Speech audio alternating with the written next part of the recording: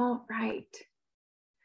Well, hello, everyone. Thanks for joining us and spending your lunch break with us. This will be the last Sierra Camp public workshop of 2022. So thanks for being able to make it. My name is Kaylee Reynolds. I manage Sierra Camp, and I am joined by some of my SBC colleagues today. So that is great. I know there are some camp members that are here, but some of you are not camp members. So I'm just going to give a quick overview of Sierra Camp for those of you unfamiliar. So Sierra Camp is a membership-based partnership that's run by Sierra Business Council. Sierra Camp stands for Climate Adaptation and Mitigation Partnership, and we have a few big goals. We cover the same boundary lines as the Sierra Nevada Conservancy, and we are a capacity building, policy tracking partnership that supports climate adaptation and mitigation projects and implementation. And like what we're presenting on today, presents new research that can be used in those fields as well. So today we are presenting on the 22 county Sierra Nevada Vulnerability Assessment. And this was published this month by Sierra Business Council and Sierra Camp in partnership and was funded by Sierra Nevada Conservancy. I'm joined today by my colleague, Erica Harvey, who is a primary author on this report. Also Jill Sanford, who is the comms director at SBC and did all the graphic design for this report. And we also have Emily Blackmere here from Sierra Nevada Conservancy. So kind of exciting to have Emily here since she also worked for Sierra Business Council back at the inception of the vulnerability assessment. It's kind of a full circle day for her to join us here. And she'll be providing a little extra context at the end of our presentation. So brief overview. I just wanted to give a shout out to another past vulnerability assessment team member that I see has joined us as well, and that's Nikki Caravelli, who's now with OPR. Thanks for joining, Nikki, and for getting this project started. Yeah, thanks, Nikki. I'm glad that you're here. Awesome. So just quick overview. This will be about an hour. I'm going to present some of our key findings, then pass the mic to Emily to provide some context from the Conservancy's perspective. And then we're really, our goal here is to start some dialogue. So while you're listening to the presentation, you know, if you are like, that's a research gap that I need, that's a capacity issue that I've been seeing, you want to share some of those stories, and then hopefully we can also do some solution sharing if someone has an similar past experience that they were able to figure out. All right, so I think I'm going to go ahead and share my screen. If everyone doesn't mind just staying muted, you're welcome to come on camera if you would like.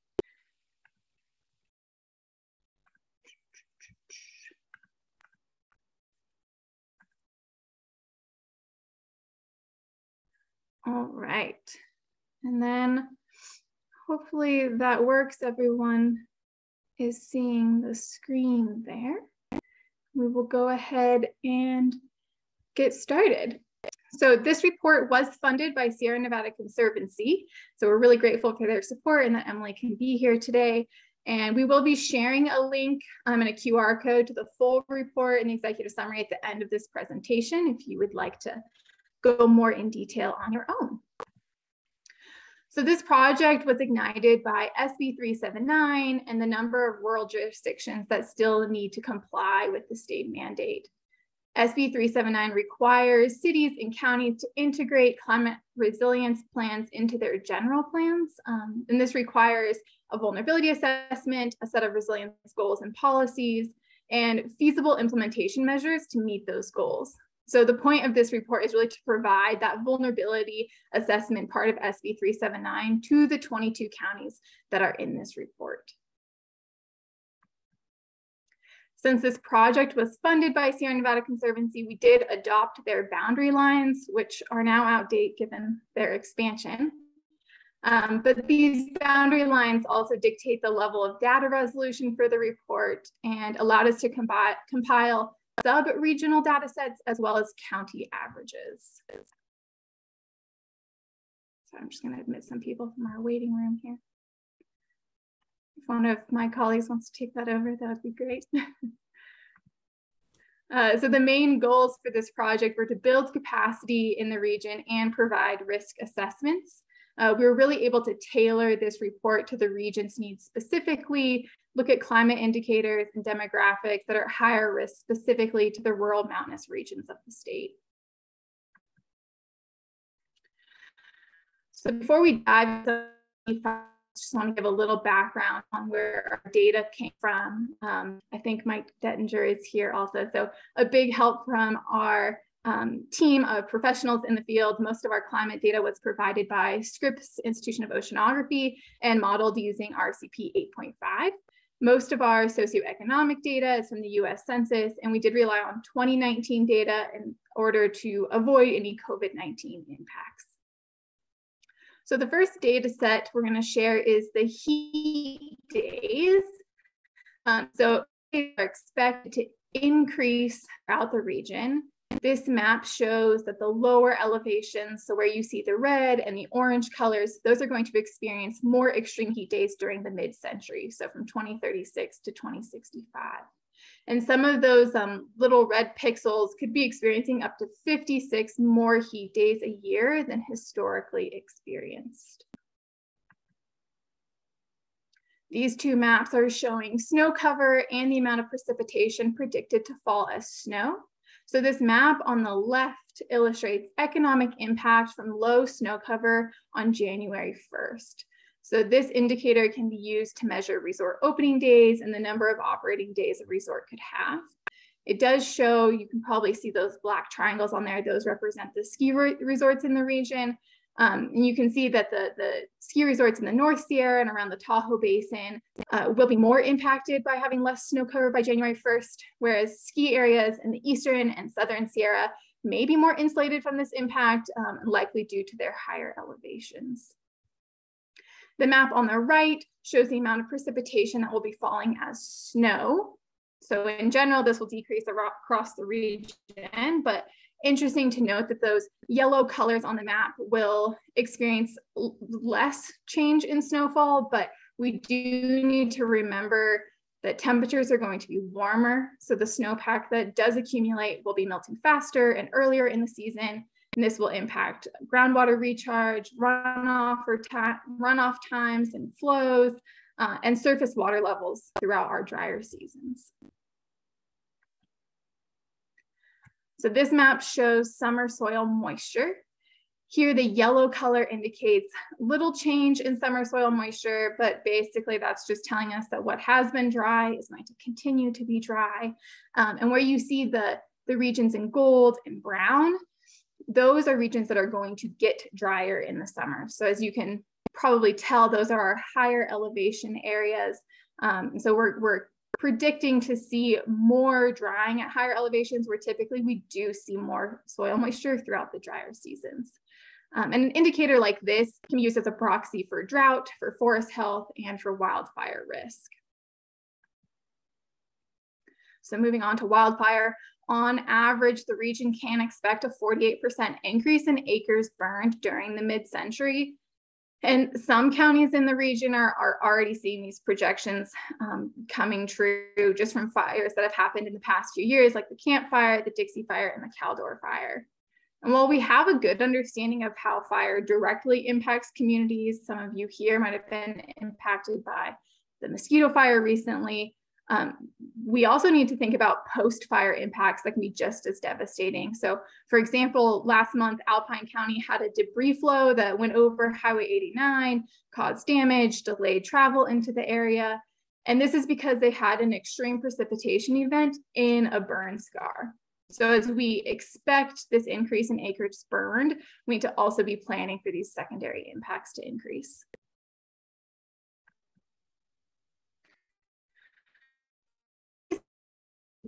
Life in Sierra. The four main economic drivers, tourism, recreation, natural resources, and agriculture, are all at risk from just slight changes in climate. And we could see these impacts due to changes in visitation numbers and how land use is done and the availability of our natural resources. And these impacts will be felt at the household level as well. Most workers in the Sierra earn less than $50,000 annually. And as you can see in the graph on the left, those 4 economic drivers do pay the lowest average wage in the region. When we look at the graph on the right, we see median household incomes compared to the living wage for a small family.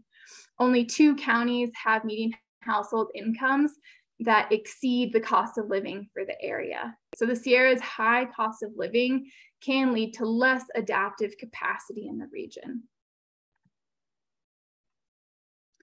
So who's going to be impacted by this? Across the Sierra, the most common vulnerable populations are people without access to broadband, the housing burdened, people of color, and people 65 years and older. This map shows how many people are accessing broadband, and while most of us know it's low across the region, some counties like Alpine and Sierra have less than 10% of the population accessing high-speed internet. So this can lead to evacuation delays and longer emergency response times. We all know housing is a key issue in the Sierra, with 1/3 of owner-occupied and half of renter-occupied homes all being considered unaffordable. So housing burdened populations have less disposable income and tend to have less capacity to be able to protect their homes and families from climate hazards. 1/4 of the population identifies as a race or ethnicity other than white alone. And this lack of diversity can lead to segregated communities where populations have fewer lines of communication, and this can lead to less emergency preparedness and fewer resources to endure climate change.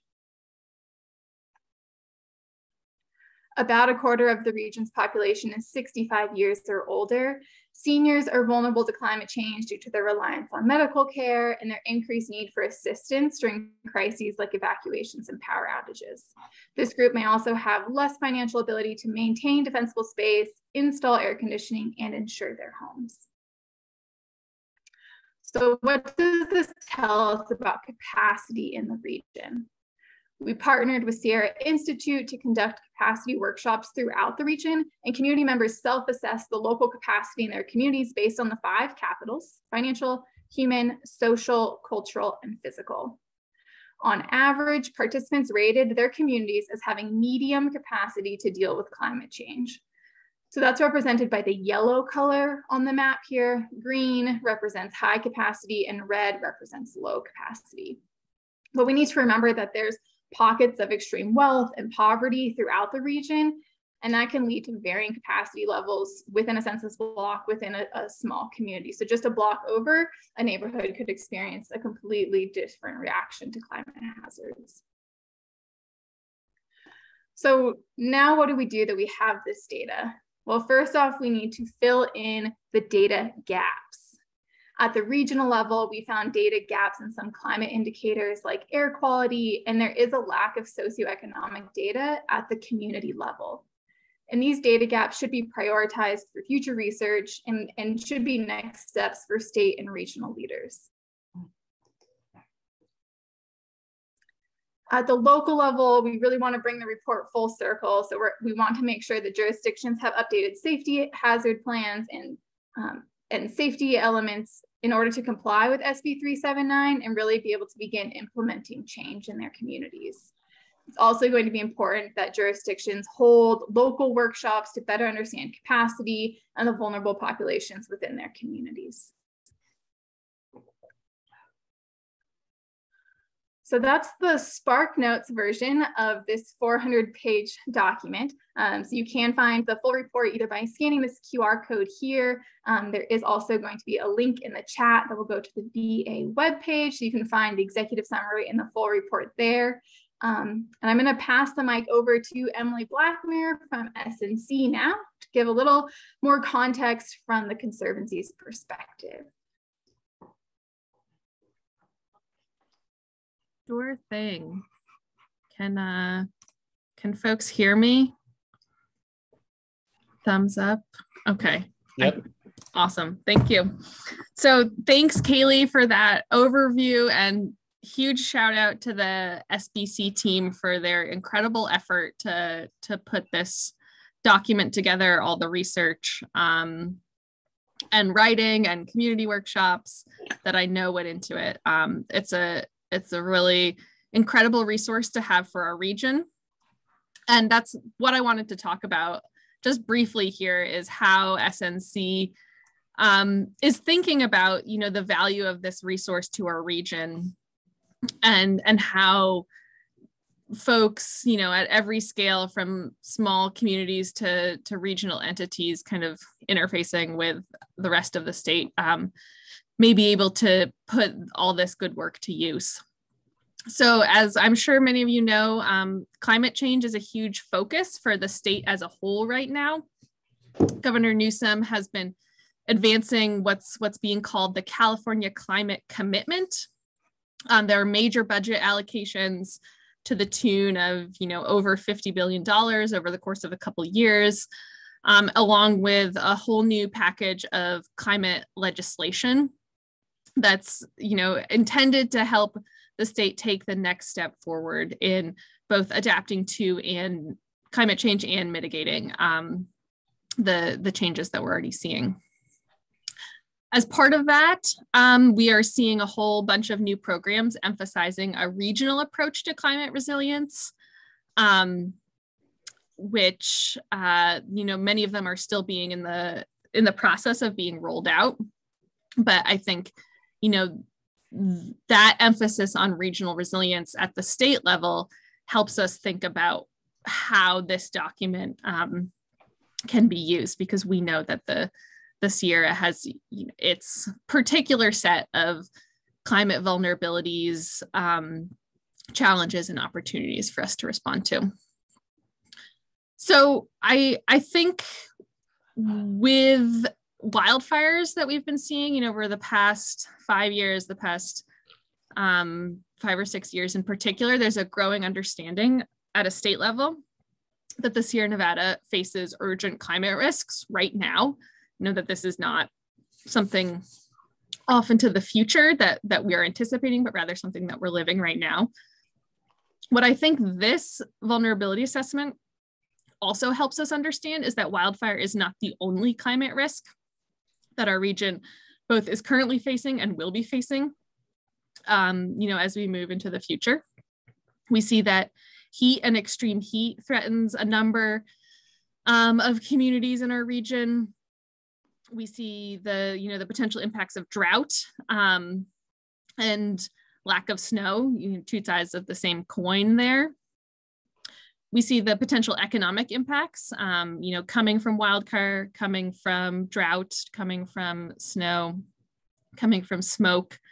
And we also see the vulnerability of certain populations in our region, and how, those under-resourced communities, those folks who have medical needs, those folks who are elderly, how those populations, are particularly vulnerable to some of the hazards that we're seeing and will continue to see.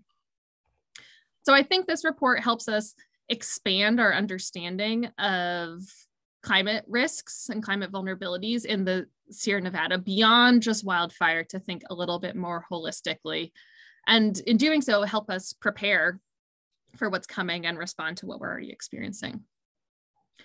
So Sierra Nevada Conservancy, sees this vulnerability assessment as an important tool to communicate about those climate risks. And they're kind of three main categories of kind of activity that we see this report informing. So I just wanted to touch briefly on those. I know many of you are engaged in at least one of these categories, and some of you in many of them. But hopefully this can kind of help make that connection for you between, this incredible wealth of information that the SBC team has put together and the work that you're doing, and how those, how those two things might be connected. So first, it's our hope that, folks in the community, working at the community level, can use this vulnerability assessment to give them a leg up in their own climate work. I don't have any slides. So sorry about that, Justin. So are hoping that folks in the community level can use this to give them a leg up in their own work.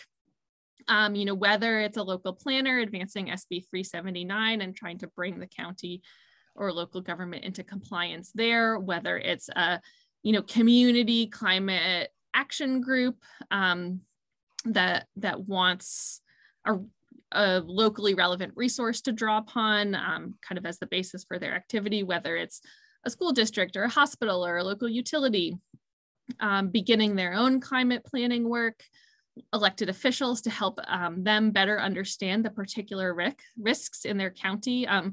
You know, there are a number of ways that this tool, this region-wide tool, can be applied at a local level and used as a resource to help communities advance their own climate resilience work. So we are excited about the potential of the vulnerability assessment to assist with those efforts.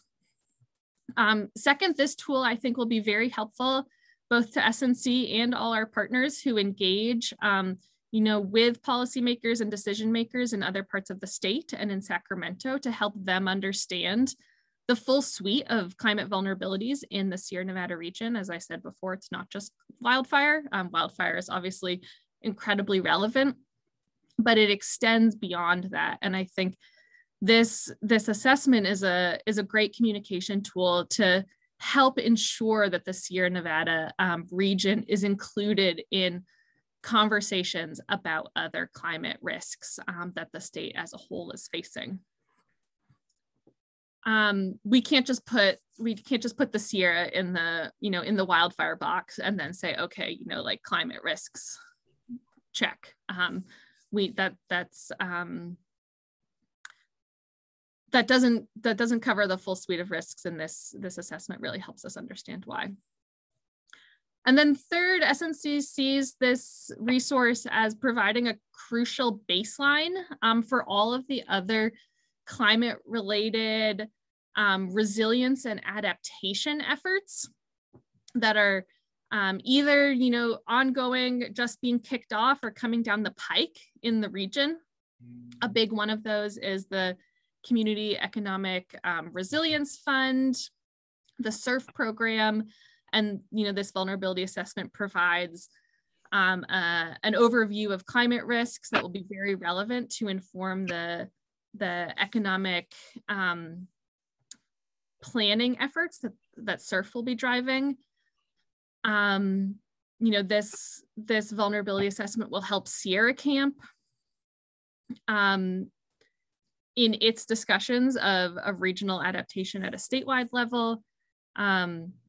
OPR has a number of different climate planning and climate resilience grants coming down the pike.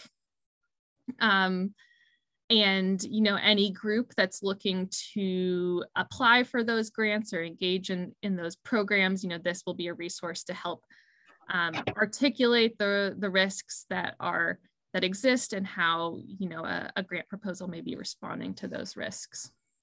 In particular, there is a regional resilience planning and implementation grant program that OPR is putting together, and funds will be available for that, you know, I think within the next year or so. And as we're thinking about regional resilience, you know, a vulnerability assessment like this really provides the baseline from which we can build and make sure that our activity is responding directly to the risks that we know the region is facing and will continue to face. So that's just a little bit about how Sierra Nevada Conservancy is thinking about the value of this document and how we can, you know, take this wealth of information and not just put it on the shelf, though, you know, if you were to print it out, I'm sure it would, you know, provide a nice book stop for anyone's bookshelf. But, you know, it's not that kind of report. It's a report that's super actionable. The information contained within it is super actionable.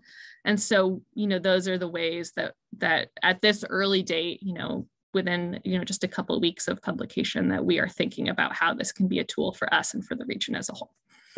So I will stop there. And Kaylee, back to you. Happy to, you know, participate in Q&A when the time is right. Awesome, thanks, Emily. Yeah, so I think now we'll just open it up based on you know, what you heard from some of the key findings. I know it was quick, and what you heard based on Emily's feedback. If you have anything you want to share from your own personal experience, any capacity issues that your own agencies or organizations are facing, we can just kind of have a dialogue about how we can use climate data, how we can be data informed in our decision making. So I'll just kind of open up the floor. Feel free to raise your hand. Feel free to fight for the mic.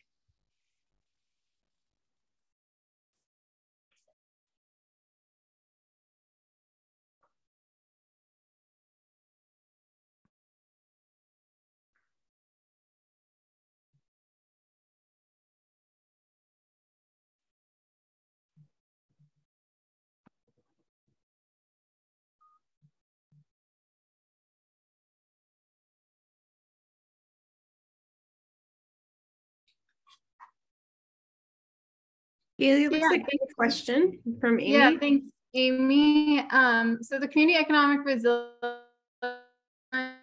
is a statewide program that has divided the state into 13 regions, and each of those regions has, or will, it hasn't been awarded yet, will be given a regional convener and fiscal agent that will be using data, market data, vulnerable population data to develop sustainable, equitable COVID-19 recovery and more environmental friendly economic development throughout the state. So SBC has applied to be the regional convener for what they're calling the Eastern Sierra. Sorry, I think because of this rain, I might be having some internet issues, so sorry about that. But more information we found, like SBC, we have a ton of information on it. Other Sierra conveners will likely be Valley Vision for the Sacramento Tahoe Basin area, and then CSU Chico for the North State region of the Sierra. And other upcoming funding opportunities coming down through OPR. There's two big ones coming right now. The adaptation planning grant guidelines are actually being released on the 28th of I don't know if Nikki, if you want to jump in and say anything more about those, since we have you on the line. Sure. Yeah. Hi, everybody. First off, really exciting to see this report out. I know there's been a lot of work going into it. And at OPR, we're very interested in tracking the different approaches that regions across the state are taking to understanding climate vulnerability, as you know, everything looks differently in every region of the state. So thanks for this. In terms of the adaptation planning grant program, yeah, we're releasing the draft guidelines next week.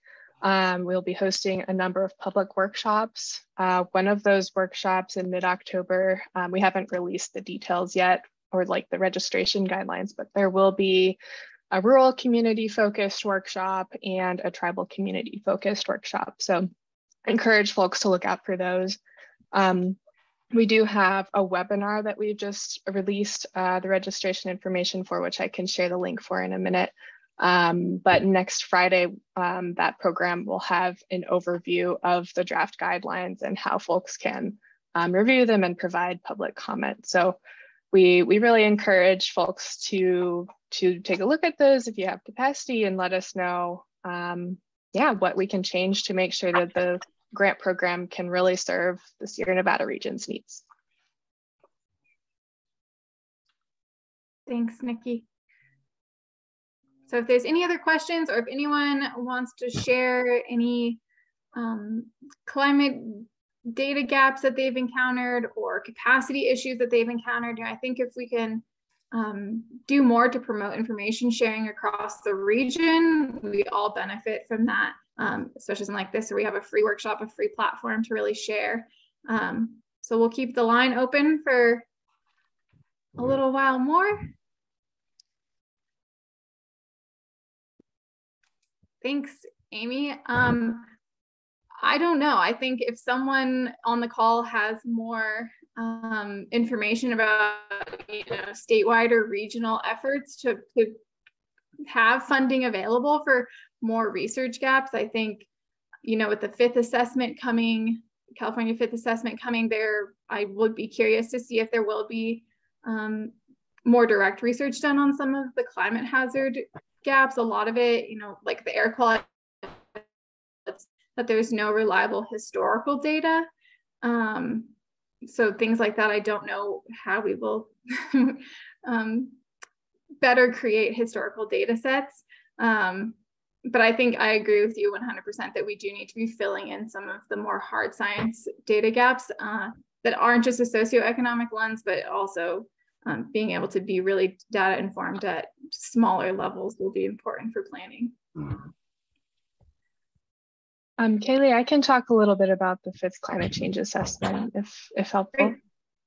Yeah, so OPR is coordinating in partnership with the Natural Resources Agency, Energy Commission, and Strategic Growth Council, California's fifth climate change assessment, a follow-up from the fourth assessment, if folks were familiar with that report. And this is going to be like a multi-year process where we're actually, as a state, funding the research going into the assessment for the first time, which is really exciting. And as part of this process, we're currently in the process of identifying the research gaps and research topics that are of most priority to folks throughout the state for climate change resilience and adaptation. And this is actually a great time for folks to help us and join that process, because we are hosting some public research gap roundtables over the next 3 or 4 weeks. So I'll share the details for those as well in a chat in a second. But I really encourage folks to join those roundtables and share with folks, chat with the experts that will be there to discuss how the fifth assessment might be able to fund research and data gathering to fill those data gaps in this region. Awesome, thanks, Nikki. Susie, to answer your question, I am not sure if Sierra Institute has done capacity scoring outside of the Sierra specifically. You know, Jonathan Kusel has been involved at the state and federal level on capacity work, so he would probably know more about the work that he's done on that. But he is a huge resource for community capacity in the area and across the state as well. And Mike Dettinger, yes, we, SBC, especially me and Erica Harvey, are available for any sort of public meetings that people want to do supervisor presentations or public workshops or anything. We can definitely be available to either present findings on the VA or help facilitate using climate data to inform planning.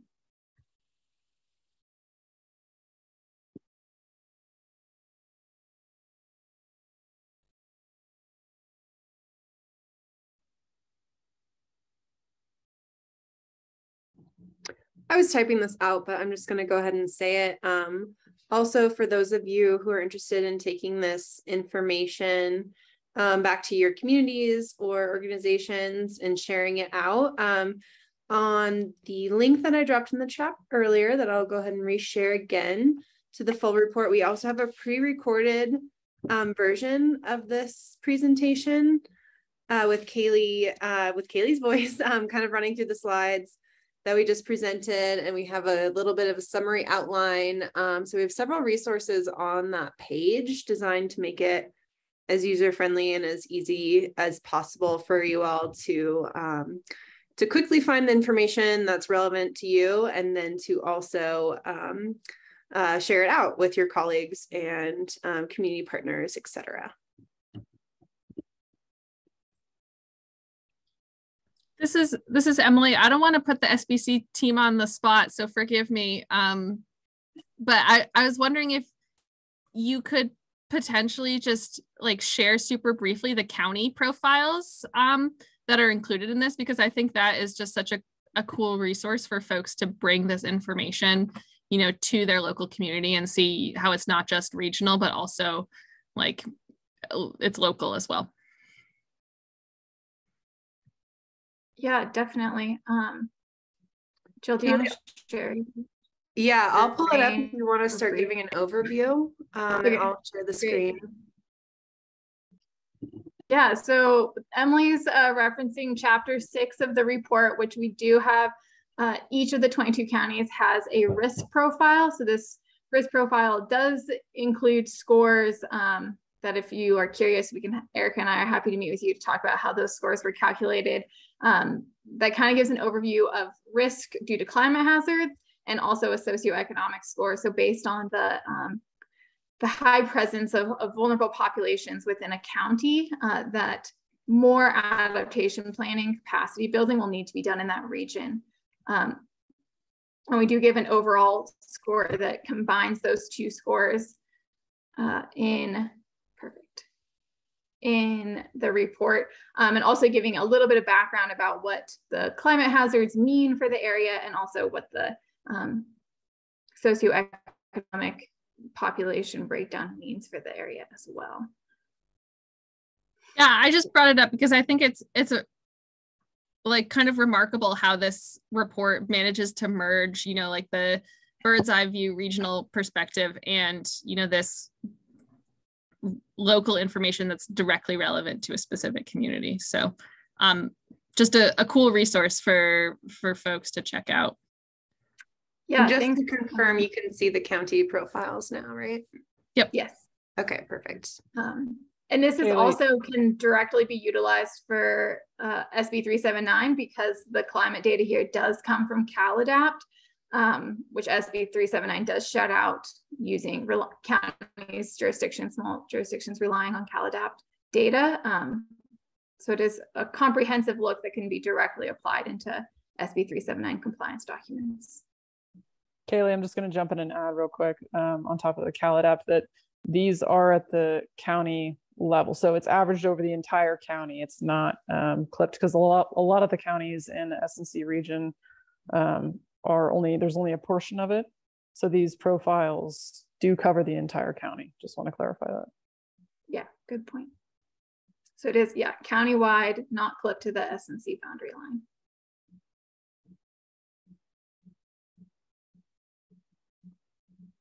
If there's anyone who wants to see their county in particular, let me know and I can scroll to it. They're organized by alphabetical order, as you probably can see.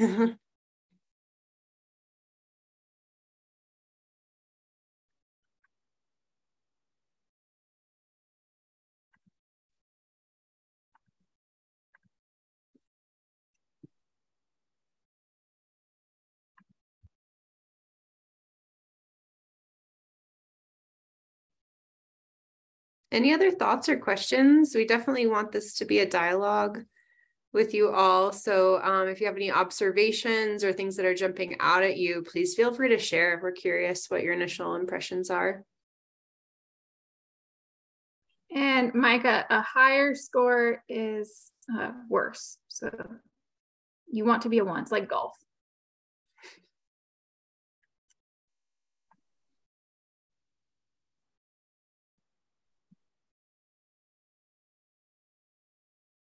Also, just kind of for FYI for everyone, these county risk profiles were designed not to pit counties against each other as to who has a higher risk than others, but just to simply illustrate subjective risk of each county, which is something to keep in mind as we're scrolling through.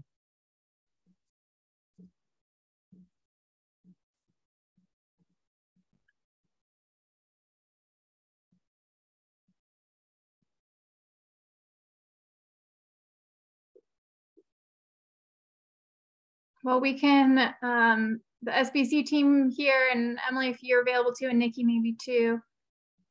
Oh, perfect. Hi, thanks, Amy.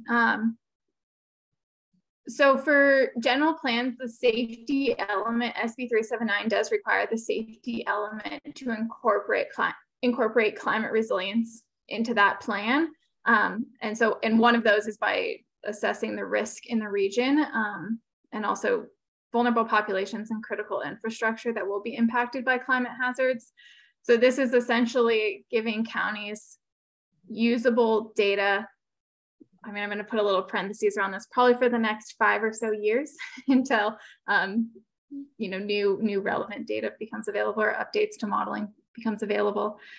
So really just being able to take this data and then, meeting with your community workshops and your fire safe councils, community service districts, and verifying, where do we have critical infrastructure? Where do we have lower income populations or pockets of vulnerable populations that will need to be more protected? And then developing those goals and implementation measures that will help combat the impacts to these. Yeah, exactly. So you could incorporate your risk profile, your county's risk profile data into the safety element portion of your general plan. Exactly. I'm going to jump in and answer Marilyn's previous question. So sea level is not included for just general proximity of the Sierra, but flooding is included, not in these risk profiles, because we wanted all the data to be from CalAdapt. So that way, when we created the scores, we were comparing apples to apples from the same source. But the flood risk data sets are in chapter 2. It's the climate data chapter, and that illustrates the flood risk to specific regions. So if you're interested, you can check out chapter 2. I'm jumping to the top of chapter 2 now for everyone to have an overview. I don't have the page numbers memorized, unfortunately. Flood risk is farther down. I think it's somewhere in the middle. If Okay. I have it broken down by county, and there's a table that just sort of generally illustrates.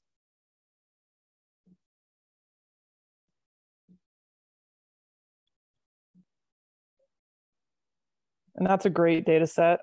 So flood factor, they actually expanded recently. They added fire to their data set, and it's a aggregation of a long list of research institutes that were right there, a part of putting this together.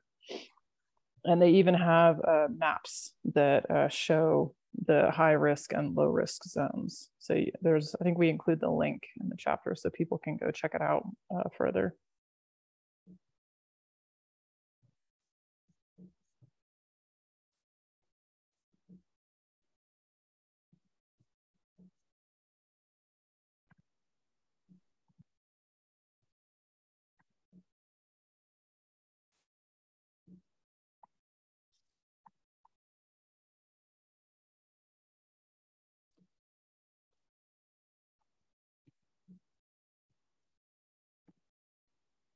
All right. Well, I won't keep everyone if you are feeling overwhelmed with vulnerability assessment data. But SBC team, Emily, maybe Nikki, if we can all hang out for a few more minutes, and if anyone has any more questions, we're happy to stay online for a little longer.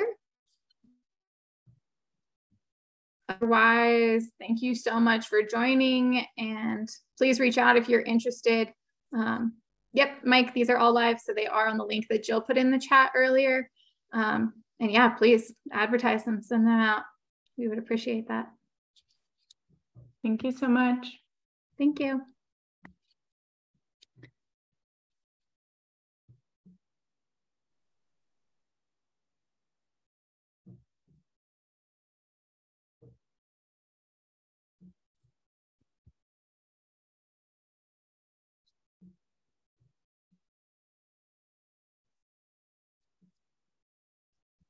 Okay, well, if any of the rest of you have any specific questions, we're happy to talk more.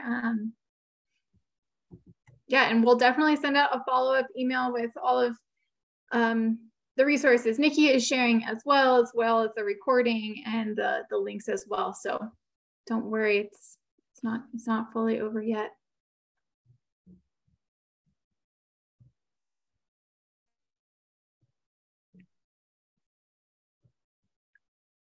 This is a good chance to chat a little bit maybe about next steps, because folks may not be aware, but the OPR climate team has expanded quite a bit lately, including the grant programs and fifth assessment, but also we have a new team called the Climate Services team, which is our basic charge is to help communities use California's climate change information. So to provide technical assistance. We have very limited capacity because currently I am the sole member of a team that's supposed to be 5, but we're hoping to staff up this fall, and next year there will be, we'll be looking for opportunities to partner with, maybe SBC or other folks in the region to, maybe host some workshops on how folks can develop adaptation plans, looking at different plan alignment opportunities, funding opportunities, et cetera. So just wanted to put that out there. I have a quick question. If we've adopted our climate action plan, which is going to our city council very soon, would it be correct to say that we are enhancing our opportunities for getting grant funding to address those actions by doing that, because it's a politically charged thing to adopt? But if we can make an argument that we're enhancing our chances of getting grant funding to address activities, and it does help.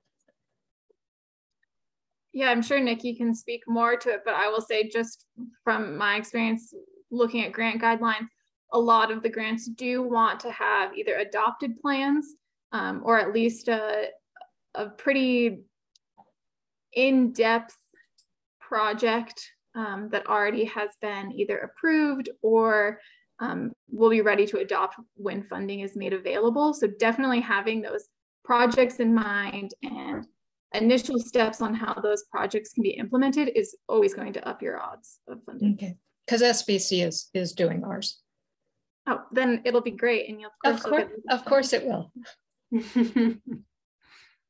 Yeah, I can add a little bit more onto that. I'm not familiar with all state funding programs, of course, but for some of the ones that specifically address greenhouse gas emissions reductions, like some of those at the Strategic Growth Council, I think typically I've seen that, as Kaylee was kind of mentioning, folks that are able to show how their proposed projects support a local strategic plan with respect to climate action, show that it's part of this overall framework, and especially to show how it was community driven and how the community participated in that process.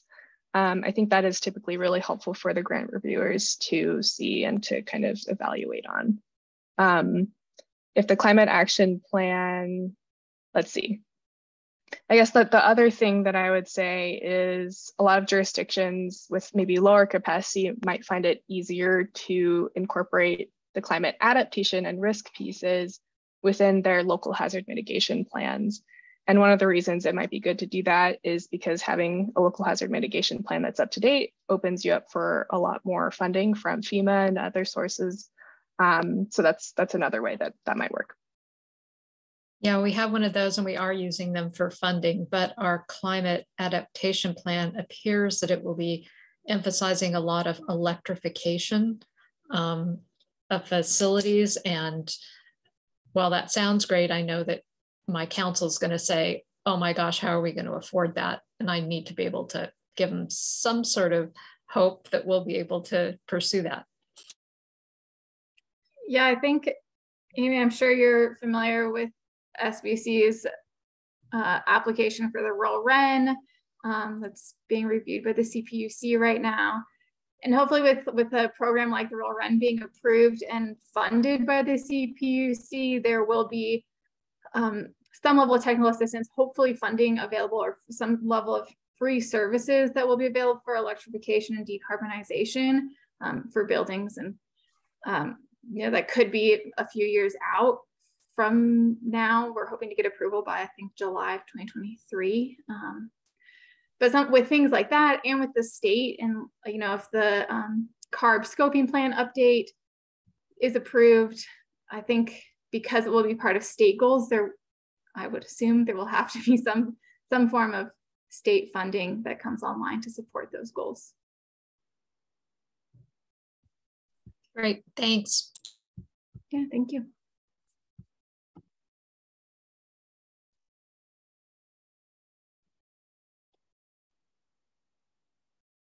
All right, well, I think we've made it to 12:53. So if we have any other questions, maybe in the next minute or so. Otherwise, we'll be sending out all the follow-up materials probably by tomorrow so we can get this recording downloaded.